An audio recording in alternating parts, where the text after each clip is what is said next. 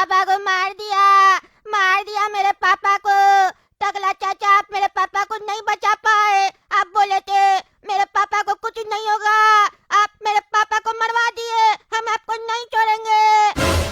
टकला चाचा हम आपको गोली मार देंगे जिस तरीके से मेरे पापा को गोली लगा है। अरे बाबू हमको माफ कर दो, मेरा गलती नहीं है। हम तुम्हारे बाबूजी को समझाए थे अंदर जाओ, लेकिन वो मेरा बात नहीं सुना, गोली लग गया। अब इतना बड़ा गुंडा सब उसके पीछे पड़ा हुआ था, उसको संभल के चलना चाहिए था। इतना सिक्योरिटी भी लगा के रखे थे। अब क्या कर सकते बेटा, देखो होनी को कोई नहीं टाल सकता है, लेकिन तुम विश्वास रखो हम उसका कातिल मारू को नहीं छोड़ेंगे और ललन को भी नहीं छोड़ेंगे, जो अपना राजनीति का रोटी सेकने के चक्कर में मासूम लोग का हत्या कर रहा है। उसको चुनाव हम नहीं जीतने देंगे बेटा, तुम चिंता मत करो, तुम्हारे बाप के मौत का बदला लिया जाएगा। और हम वादा करते हैं कि जब तक हम तुम्हारे बाप के मौत का बदला नहीं लेंगे तब तक हम नहाएंगे नहीं, क्योंकि अब हम ललन का खून से नहाएंगे।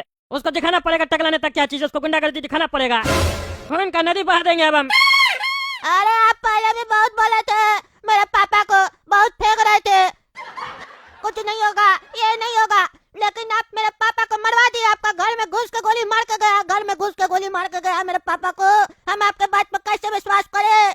आप मेरे पापा को खा गए चाचा, और अब बोल रहे हैं हम नहाएंगे नहीं जब तक बदला नहीं लेंगे। ये तो आपका ही फायदा है, ठंड का मौसम चल रहा है, ठंड में कौन नहाना चाहता है?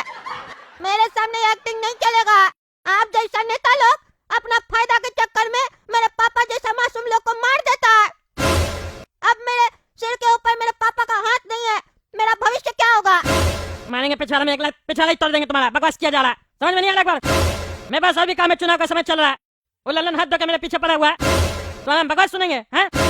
अपना बाप की तरह जो करे तुम कह रहे बदला लिया जाएगा, फालतू बकवास मत करो। मरवा दिया बनवा दिया, हम नहीं मरवाया। इतना ही मरवाना होता ना तो तुम लोग अपना घर पे नहीं रखते, बाहर निकाल देते। तुम्हारा बाप के साथ तुम लोग को भी गोली मार देता। तुम्हारी माँ अभी अंदर बैठी है, रो रही है, बोल देते तुम लोग को बाहर जाने के लिए। गुंडा लोग बैठा होगा तुम लोग को, कब तुम लोग निकलेगा तो गोली मार देंगे। मजाक चल रहा है यहाँ पे, नहीं बोल रहे तो सब मुंह लड़ा रहा है, उल्टा बोलता है हमको। हैं? तुमको चिंता करने की जरूरत नहीं है, तुम्हारा बाप मरा, इसका मतलब ये नहीं है कि तुम्हारा भविष्य खराब होगा। तुम्हारा पढ़ाई लिखाई का खर्चा हम उठाएंगे। आज से तुम हमको अपना बाप समझो।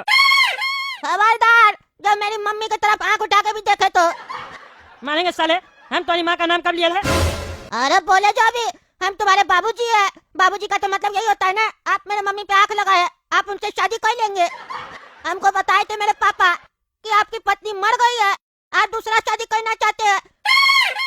जानबूझ के मेरे पापा को मरवाए है ताकि आप मेरी मम्मी से शादी कर सके। हैं? मेरी मम्मी पे आंख लगाए आप, हम आपको शादी करने का परमिशन नहीं देंगे। तुम्हारा परमिशन क्या तेल लेंगे, माँ की हड्डी तोड़ लेंगे। इतना छोड़ा के फालतू बहस करता है। मेरी पत्नी मर गई है तो हम तुम्हारी माँ के पढ़ा के लगाया, ज्यादा बकवास कर रहा है, जब मेरा कहानी बना रहा है। खबरदार जो किसी के सामने बकवास किया तो मेरे सामने बोला सुन लिए, इसके बाद अगर बोला ना जवान खींच लेंगे तुम्हारा।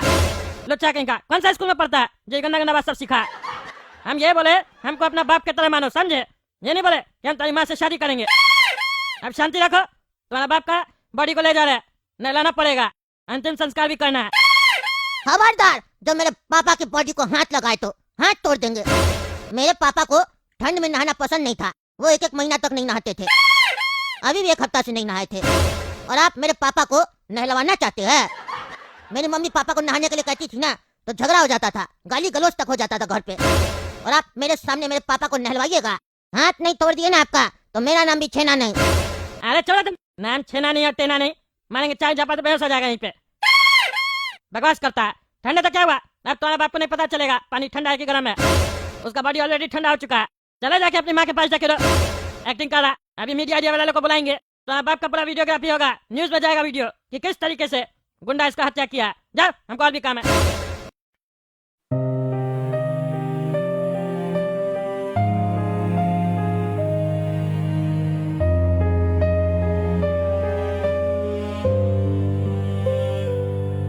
क्यों चले गए मुझे तुम छोड़ के, क्या करूं मैं अब यहाँ रो के। दिल के टुकड़े जमीन पे बिखर गए, जिंदगी के रंग सब उतर गए।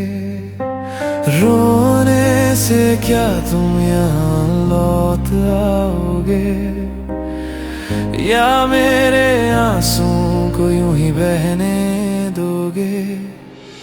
पापा कैसे तुम वापस आओगे?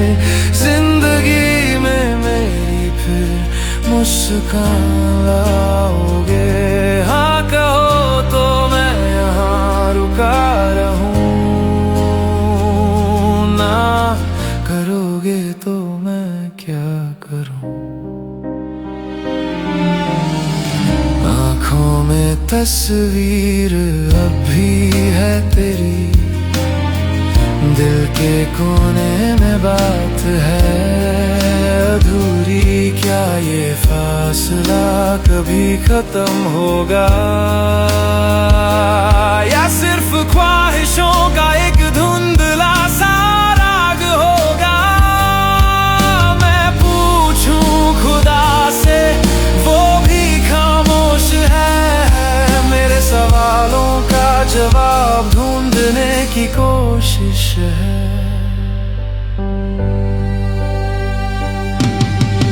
पापा कैसे तुम वापस आओगे? जिंदगी में मेरी फिर मुस्कान लाओगे? हाँ कहो तो मैं यहाँ रुका रहूं, ना करोगे तो मैं क्या करूं?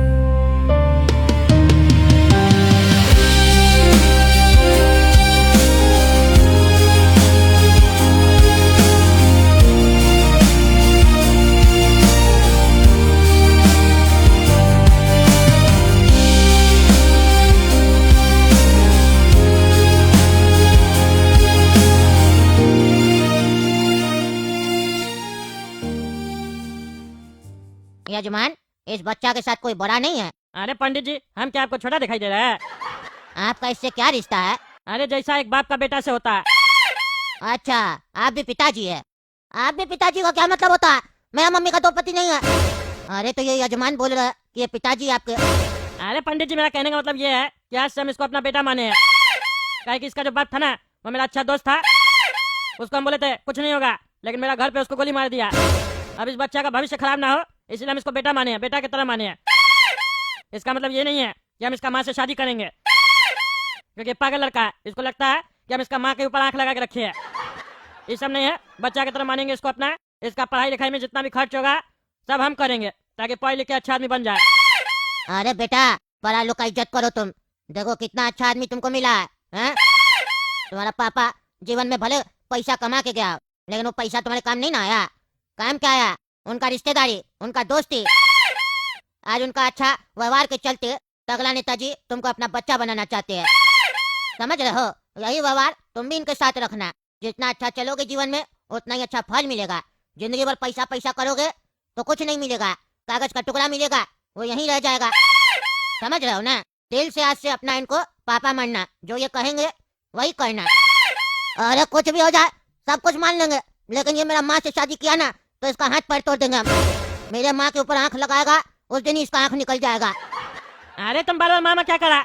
हम तो माँ के ऊपर आंख नहीं लगाए, फालतू बकवास मत करो। नहीं तो हम गोद नहीं लेंगे तुमको, और नहीं तुम्हारा टेक केयर करेंगे, और नहीं तुम्हारे पर खर्च करेंगे। देख लेना फिर तुम अपना। फालतू बकवास करा तुम तो न्यूज वाला के सामने बोल देगा तो मेरा बेइज्जती हो जाएगा, हम चुनाव हार जाएंगे। मजाक नहीं चला, मजाक नहीं पसंद हमको। चुनाव के टाइम में तो बिल्कुल मजाक पसंद नहीं है। हम भी मजाक नहीं कर रहे, नहीं बोलेंगे टीवी वाला के सामने। लेकिन आपका कोई हरकत हमको लगा उल्टा सीधा, तब हमको टीवी वाला को बोलने से कोई नहीं रोक सकता। अरे हाँ ठीक है, कोई उल्टा सीधा हरकत नहीं मेरा है। 2 फीट का भी नहीं, ज्यादा बकवास कर रहा है। जवान इसका 4 फीट से ज्यादा लंबा चल रहा है। हाँ तो टकला नेताजी, जनता आपको टीवी पे देख रहा है। जनता को बताइए, आपके घर में धीरज भाई को गोली लग गया, ये कैसे मुमकिन हुआ? आपके घर के बाहर तो इतना सारा सिक्योरिटी था। इतना सिक्योरिटी होने के बावजूद आपके घर पे धीरज भाई को गोली लगा, इसके बारे में आप क्या कहना चाहेंगे? क्योंकि मार्केट में तो अफवाह फैल रहा है कि टकला नेताजी भी हो सकता है धीरज का मर्डर करवाए हो, क्योंकि चुनाव के समय नेता लोग ये सब करते रहता है इलेक्शन जीतने के लिए। अरे देखो पगला, ये सब फालतू बकवास मत करो। हमको ये सब चीज सब नहीं करवाया। हम अगर ये सब चीज करवाए होते तो उसका पत्नी और बेटा जिंदा नहीं होता। आज भी उसका बेटा और पत्नी मेरा घर पे ही है। लल्लन जी जो है ना, वो चुनाव जीतने के लिए क्राइम कर है, गुंडा राज लाना चाहते हैं फिर से ऊपर में, लेकिन हम ऐसा होने नहीं देंगे। टकला पार्टी का सरकार था, है और रहेगा। लल्लन जी को जितना कुछ करना करने दीजिए, उनको बख्शा नहीं जाएगा। वो जो किया है ना बहुत गलत किया है। वो जो मारू नाम का गुंडा के ऊपर वो चल रहा है ना बहुत, उसको पता नहीं है कि वो मारू गुंडा का क्या होने वाला है। उसको तो वक्त बताएगा टकला नेता क्या चीज है। वो मारू गुंडा को अच्छा से पता चलने वाला है। उसका सारा गुंडागर्दी नहीं निकाल दिए ना तो मेरा नाम भी टकला नेता नहीं। पास करेंगे अब हम सबको।